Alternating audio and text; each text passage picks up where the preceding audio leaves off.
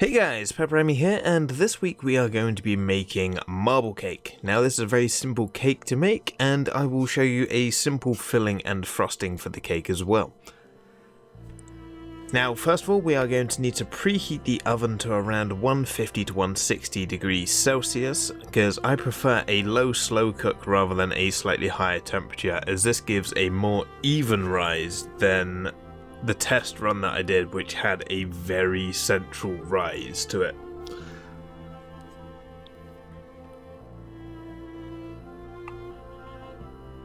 Now if you want to take the easy path on this recipe, you can simply add all of the ingredients that will be listed down in the description below into a food processor and just blend that for 1 to 2 minutes until completely smooth. If you prefer to do it by hand, you want to mix 225 grams of softened butter and 225 grams of sugar together in a bowl, as if you would for shortbread biscuits. And then to that you want to add 4 eggs one at a time, mixing well until a smooth consistency. And once your batter is nice and smooth, you want to add 225 grams of self-raising flour, or 220 grams of plain flour and 3 teaspoons of baking powder and a teaspoon of salt. And then along with that you want to add 3 tablespoons of milk and a teaspoon of vanilla extract or another flavouring of your choice. Now as this is going to be a chocolate marble cake, I can recommend adding orange extract too for a chocolate orange marble cake.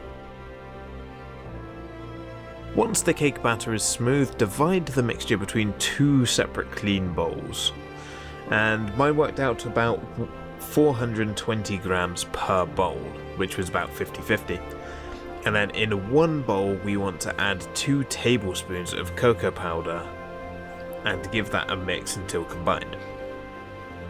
Then take 2 clean spoons and add the mixture to the cake tin, alternating the mix. Then with any leftover batter, add it to the top of the opposite batters in the cake tin to form layers.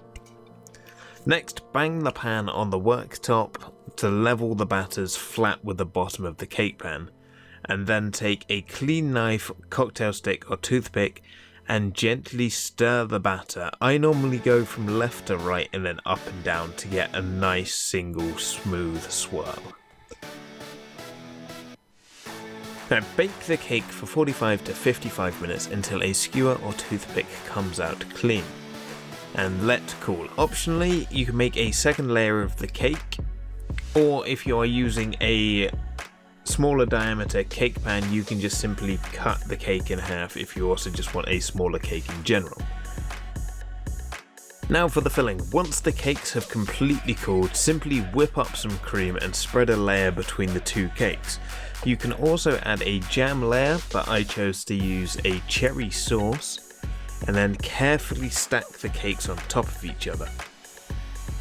Now you can leave it there, or you can whip up some of my favourite ganache frosting by mixing equal parts cream and melted chocolate in a bowl. Now unlike me, I highly recommend letting this cool slightly and set before adding it to the cake, otherwise it's just going to run everywhere. But simply put some on the top of the cake and smooth around it, and don't worry if it starts to run down the sides, we will deal with that next. By taking some extra frosting and just smearing it around the outside. Now once you've got a nice coating on the outside, keep the palette knife or bench scraper, whatever you're using, nice and flat against the cake and gently turn the cake around to get a nice smooth finish on the outside of the cake. And for an additional finishing step, you can add some of the leftover whipped cream to a piping bag and pipe swirls on top. And I got some of the cherries from the cherry sauce and just put some cherries on top of each swirl at the very end. Now, final step, you've just got to let the frosting set up before serving. Now, sadly, because this was a birthday cake, there's going to be no cross-section or dissection of the cake, because it was a very good cake. And yes, it went down very well. Everyone that tried it really enjoyed it, and it is a very simple cake to make. It may look kind of daunting and fancy, but it is a very, very simple cake to make. But anyway, guys, I hope you have enjoyed this episode. I have a list of videos that I actually want to make now. So in the next couple of weeks, I should have set videos coming up every Friday.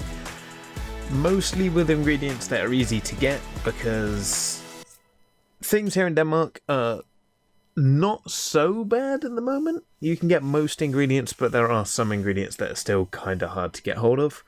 But that's where online shopping is going. But one of my suppliers that I normally use is closed for the next 10 days. So that's also going to be a problem. But fingers crossed, I'm going to be growing plenty of vegetables and fruit in the garden. So I will hopefully have something to do with those towards the end of summer as well. But anyway, I hope you guys have enjoyed. And I hope to see you guys next week. Thanks for watching.